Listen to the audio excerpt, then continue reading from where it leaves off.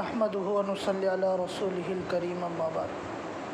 اعوذ باللہ من الشیطان الرجیم بسم اللہ الرحمن الرحیم ویل لکل ہمزۃ لمزہ الذی جمع مالا وعددہ یحسب ان مالہ اخلدہ کلا لینبذن فی الحطمہ وما ادراک ما الحطمہ نار اللہ الموقدہ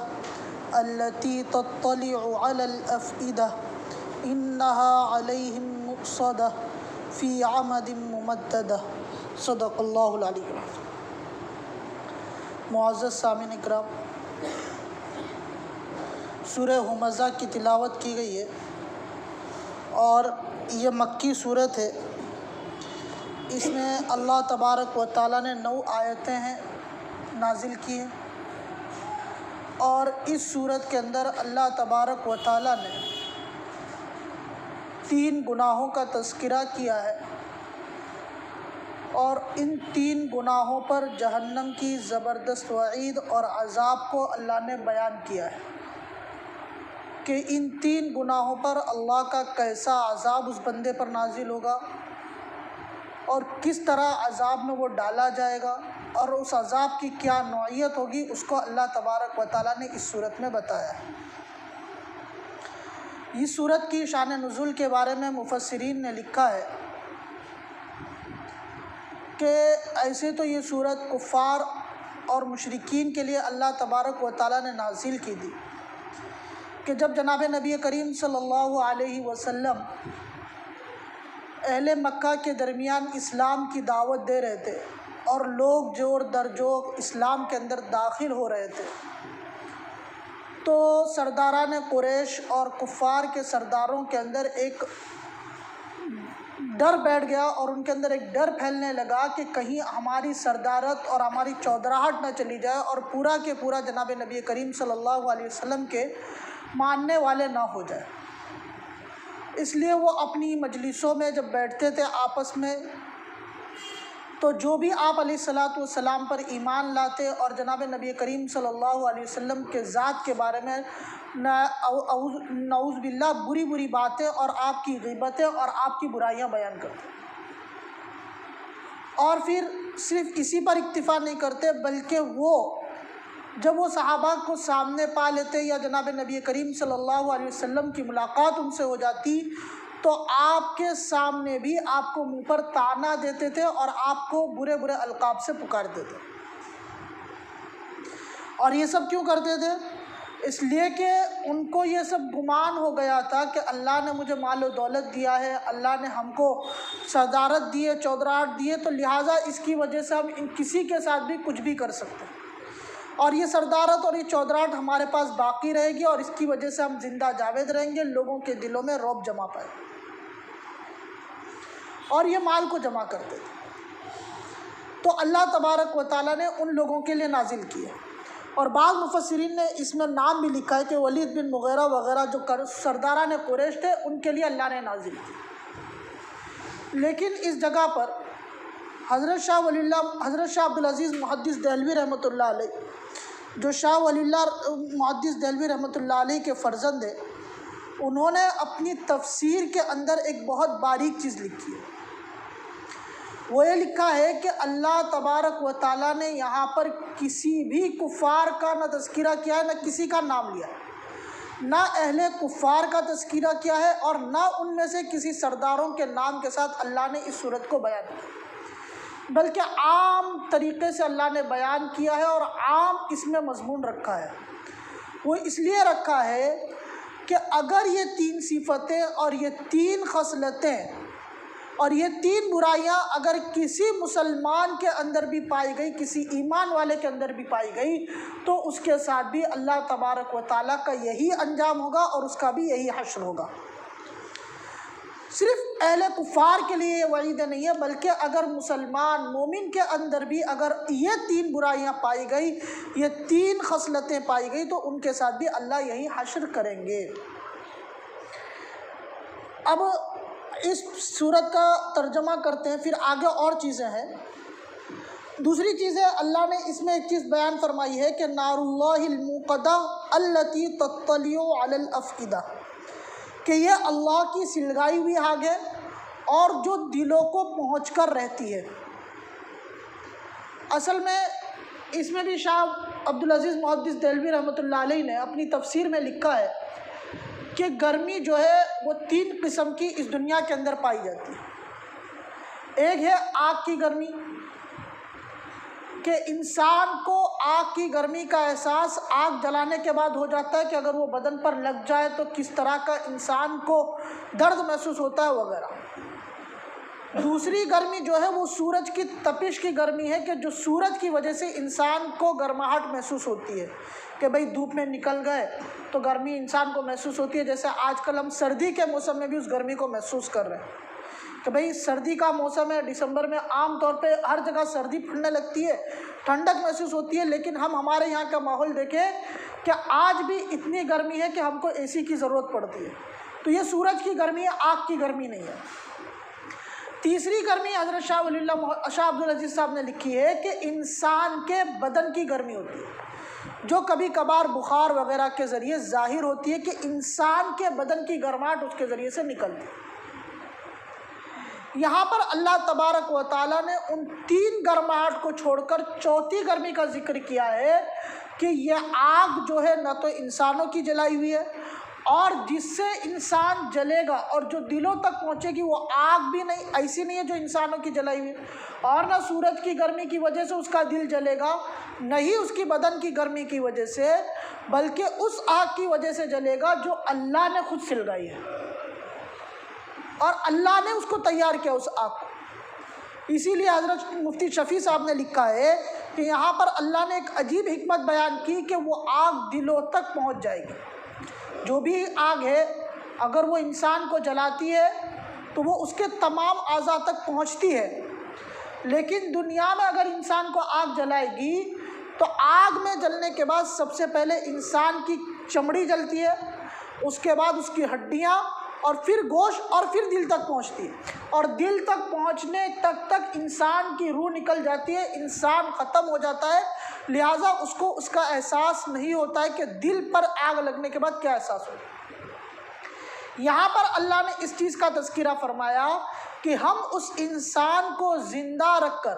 اس کی ہوش و حواس کو باقی رکھ کر اس آگ کو ہم انسان کے دل تک پہنچائیں گے، تب اس کو احساس ہوگا کہ اس آگ کا کیا اثر ہوتا ہے۔ دنیاوی زندگی کے اندر آگ دل تک پہنچنے سے پہلے انسان مر جاتا ہے، انسان کی حیات ختم ہو جاتی ہے، اس کے احساسات ختم ہو جاتے ہیں، لیکن اس آگ کے بارے میں اللہ نے فرمایا کہ ہم اس کو زندہ رکھ کر، اس کے ہوش و حواس کو باقی رکھ کر، اس کے دل تک پہنچا کر اس کو اس کا احساس کرائیں۔ تیسری صفت اس آگ کی یہ بیان کی ہے، پہلی صفت کہ کلا لینبذن فی الحطمہ، کہ یہ آگ ایسی ہے جو ہڈیوں کو توڑ دیتی ہے، جو بھی چیز اس میں گرے گی اس کو توڑ پھوڑ کر رکھ دے گی، اور اس کی ہڈیوں کو بھی انسان کی توڑ پھوڑ کر رکھ دے گی۔ شاہ عبدالعزیز محدث دہلوی نے فرمایا کہ اللہ نے جو اس آگ کو تیار کیا ہے، اس کو بدن کی گرمی، بدن کی جو گرماہٹ ہے اس سے ایک طرح کی مشابہت ہے۔ وہ یہ ہے کہ انسان کو جب بخار ہوتا ہے تو اس سخت بخار کی حالت میں انسان کی ہڈیاں کمزور ہو جاتی ہے، اس کو سستی اور کاہلی آتی ہے اور اپنے اندر کمزوری محسوس کرتا ہے، تو اس کو ایسا لگتا ہے کہ اس کے بدن ٹوٹ رہا ہے، ہڈیاں ٹوٹ رہی ہیں۔ حضرت شاہ عبدالعزیز محدث دہلوی نے کہا کہ اللہ نے اسی آگ کو تیار کیا ہے اور فرمایا کہ ہم ایسی آگ میں ڈالیں گے جو اس کی ہڈیوں کو توڑ پھوڑ کر رکھ دے گی۔ پھر آگے اللہ نے فرمایا انہا علیہم مؤصدہ فی عمد ممددہ، کہ بھائی دنیاوی جو گرماہٹ ہے بدن کی، وہ تو آپ اگر دنیا کی آگ ہے تو اس کو آپ پانی ڈال کر بجھا سکتے ہیں، دنیا کی دوسری گرمی ہے، سورج کی گرمی میں آپ ہیں تو آپ پنکھا چالو کر لیں، اے سی چالو کر لیں تو اپنی گرماہٹ کو ختم کر سکتے ہیں۔ بدن کی جو آگ ہے وہ آپ کا جو پسینہ نکلنے لگتا ہے اور آپ کے جو جراثیم اس میں ختم ہونے کے بعد جو پسینے کے ذریعے وہ آگ ختم ہو جاتی ہے، لیکن اللہ نے اس آگ کی صفت بیان کی انہا علیہم مؤصدہ، کہ وہ ان پر بند کر دی جائے گی، اس طرح بند کی جائے گی کہ اس آگ کے کہیں سے بھی نکلنے کی کوئی گنجائش نہیں ہوگی۔ نہ وہ آدمی نکل سکے گا اس آگ سے باہر، اور نہ وہ آگ کسی طرح سے اس کی اپنی گرماہٹ کو ختم کر سکتی ہے۔ آگے اللہ نے فرمایا فی عمد ممددہ، کہ وہ بڑے بڑے ستونوں میں ہوگی، یعنی اس آگ کو اس طرح سلگایا جائے گا کہ ایسا لگے گا کہ بڑے بڑے ستون کھڑے کر دیے گئے ہیں، اور اس آگ کے درمیان اس انسان کو پھنسا کر رکھ دیا جائے گا، جس کی وجہ سے اس کو کہیں سے بھی اس آگ سے نکلنے کی گنجائش اللہ تبارک و تعالیٰ باقی نہیں رکھیں گے، کہ وہ اس آگ کے اندر اللہ تبارک و تعالیٰ چاروں طرف سے اس کو جکڑ لیں گے اور اس آگ کے اندر اس کو ڈال دیں گے۔ یہ اللہ تبارک و تعالیٰ نے اس پوری صورت کے اندر جہنم کا ایک نقشہ اور ایک عذاب کا طریقہ بیان کیا ہے، اور 3 خصلتیں کیا بیان کی ہے؟ اللہ نے 3 خصلتیں بیان کی ہے۔ وَيْلٌ لِكُلِّ ہُمَزَةٍ، ہمزہ یعنی غیبت کرنا، کسی کی پیٹھ کے پیچھے اس کے بارے میں بری اور اس کی بری باتوں کو بیان کرنا۔ ایک مرتبہ اس سے پہلے 2 ہفتے پہلے بھی شاید غیبت کی تعریف بتائی گئی تھی کہ اللہ کے رسول صلی اللہ علیہ وسلم کے پاس ایک صحابی نے عرض کیا کہ جناب نبی کریم صلی اللہ علیہ وسلم، اگر میں وہ بات بیان کر دوں جو اس کے اندر موجود ہے، تو آپ علیہ الصلاۃ والسلام نے فرمایا کہ وہ عیب اگر تم بیان کر رہے ہو جو اس کے اندر موجود ہے، اور اگر اس کے سامنے پیش کیا جائے اور اس کو برا لگے اس کو سن کر، تو وہی غیبت ہے، اور اگر اس کے اندر وہ چیز موجود نہیں ہے پھر تم اس کے بارے میں بری باتیں بیان کر رہے ہو، تو اس میں ڈبل گناہ ہے، ایک غیبت کا اور ایک بہتان کا، جو غیبت سے بھی زیادہ سخت ہے۔ تو غیبت کے بارے میں بیان کیا گیا تھا، اور غیبت کے بارے میں خود اللہ تبارک و تعالیٰ نے قرآن مجید کے اندر اس کے بارے میں بیان فرمایا کہ اس کا عذاب کیا ہے اور اس کی وعید کیا ہے۔ اَيُحِبُّ أَحَدُكُمْ أَن يَأْكُلَ لَحْمَ أَخِيهِ مَيْتًا فَكَرِهْتُمُوهُ، اللہ فرماتے ہیں کہ غیبت کرنے والا ایسا ہے کہ کیا تم پسند کرتے ہو،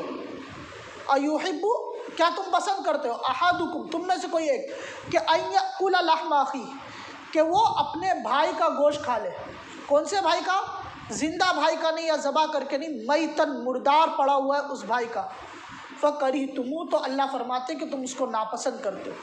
پہلے تو انسان کا گوشت کھانا ہی ہم لوگ کو پسند نہیں، پھر اوپر سے وہ مردار ہے جس کو کوئی ذبح نہیں کچھ نہیں، مردہ پڑا ہوا ہے، اس کا گوشت اللہ نے بیان کیا، اور پھر اللہ نے تیسری چیز بیان کی، اپنا خود بھائی ہے، کسی اور کا ہو تو ہم سوچ سکتے ہیں اپنا ذاتی بھائی خونی رشتہ ہمارا اس سے ہے، اللہ کہتے ہیں کہ اس غیبت کرنے والے کا عذاب ایسا ہے کہ وہ اپنے مردار بھائی کا گوشت کھا رہا ہے۔ یہ غیبت کی اللہ نے سزا بیان کی۔ آگے دوسری خصلت اللہ نے بیان کی، لمزہ۔ لمزہ کا ترجمہ ہے کہ منہ پر کسی کے سامنے آپ اس کو طعنہ دے رہے ہو، اس کی برائی بیان کر رہے ہو، اس کو ذلیل کر رہے ہو لوگوں کے سامنے، اس کو سامنے بٹھا کر اللہ نے اس کے بارے میں بھی کہا ہے کہ وہ اس طرح کی آگ میں بند کر دیا جائے۔ بھائی اس میں بھی 2 طرح کی تکلیفیں لکھی ہیں حضرت مفتی شفیع صاحب نے۔ ایک تو ہے کہ آپ کسی مسلمان کو اپنی زبان سے تکلیف دے رہے ہو، اور دوسرا اس مسلمان کو آپ لوگوں کے سامنے ذلیل کر رہے ہو، جو اس سے بڑا گناہ ہے۔ یہ دونوں گناہ اللہ تبارک و تعالیٰ نے کہا ہے کہ اس لمزہ میں پائے جاتے ہیں، جس کی وجہ سے یہ وعید آئی ہے۔ تیسری چیز اللہ نے بیان کی، الذی جمع مال وعددہ، کہ وہ مال کو جمع کرتا ہے اور اس کو گنتا رہتا ہے۔ بھئی مال جمع کرتا جا رہا ہے، جمع کرتا جا رہا ہے، کہیں سے بھی آ رہا ہے، اس کو اس کی فکر نہیں ہے، چاہے حلال ہے حرام ہے جائز ہے ناجائز ہے، جس طریقے سے بھی آ رہا ہے وہ لینے کی کوشش کر رہا ہے اور اس کو گنتا جا رہا ہے، اور اس مال کے حقوق کو ادا نہیں کر رہا ہے۔ اگر حلال طریقے سے بھی زیادہ مال کما لے لیکن اس کے حقوق کو ادا نہیں کر رہا ہے، اس کے اوپر زکوٰۃ فرض ہوئی ہے وہ زکوٰۃ ادا نہیں کر رہا ہے، یتیموں اور مسکینوں کے اس کے اوپر کفالت ضروری ہے لیکن وہ اس کو ادا نہیں کر رہا ہے، اپنے غریب بھائیوں کی مدد کرنا چاہیے وہ اس کو ادا نہیں کر رہا ہے، بلکہ وہ تمام مال گن گن کر اپنے پاس رکھنے کی کوشش کر رہا ہے، اور وہ کیا سمجھ رہا ہے کہ اس مال کے ذریعے سے وہ ہمیشہ اس دنیا میں رہے گا،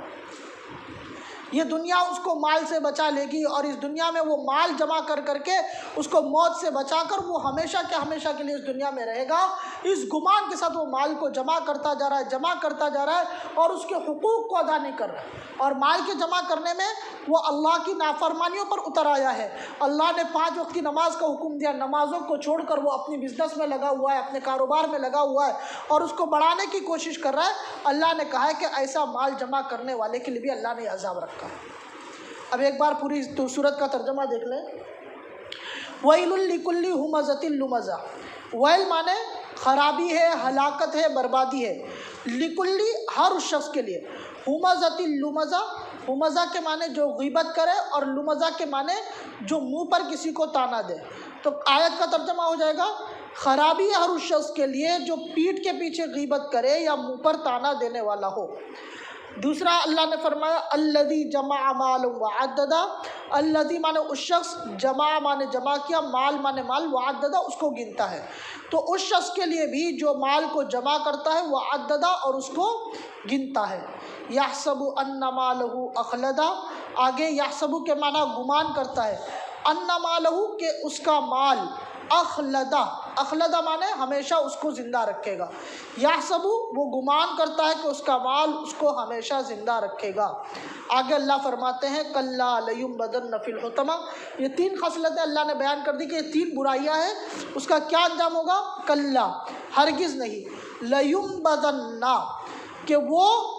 اللہ فرماتے ہیں کہ ہرگز نہیں، اس کو ڈال دیا جائے گا. ینبذن اس کو ڈال دیا جائے گا، فی الحطمہ اس آگ میں جو توڑ پھوڑ کرنے والی، اس کو ہڈیوں کو توڑ پھوڑ کر دے گی. حطمہ کے معنی. وما ادراک ما الحطمہ. پھر اللہ آپ علیہ الصلوۃ والسلام سے مخاطب ہو کر پوچھتے ہیں وما کیا آپ کو معلوم ہے، ادراکا کیا آپ کو معلوم ہے، مل حطمہ کہ یہ توڑ پھوڑ کرنے والی چیز کیا ہے. اللہ خود فرماتے ہیں نار اللہ الموقدہ. نار مانے آگ، نار اللہ اللہ کی آگ ہے، الموقدہ جس کو اللہ نے سلگایا ہے، اللہ نے اس کو جلایا ہے. التی تطلع علی الافئدہ. اور وہ آگ وہ ہے تطلع پہنچے گی، علی الافئدہ سینوں تک، یعنی انسان کے سینوں تک وہ آگ پہنچ جائے گی. انہا علیہم مؤصدہ. انہا مانے کہ وہ آگ علیہم ان پر، مؤصدہ بند کر دی جائے گی، فی عمد ممددہ اور وہ بڑے بڑے ستونوں میں ہوگی. اللہ تبارک و تعالیٰ سے دعا کرے کہ اللہ تبارک و تعالیٰ ان تینوں بری خصلتوں سے ہم سب کی حفاظت فرمائے، اور اس جہنم کی جو وعید اللہ ان سب سے ہماری حفاظت فرمائے، اور ہمیں جناب نبی کریم صلی اللہ علیہ وسلم کے طریقے پر چلنے والا بنا دے. وآخر دعوانا الحمد للہ رب العالمین. سبحان اللہ بحمدہ، سبحانک اللہم وبحمدک، اشہد ان لا الہ الا انت، استغفرک و اتوب الیک.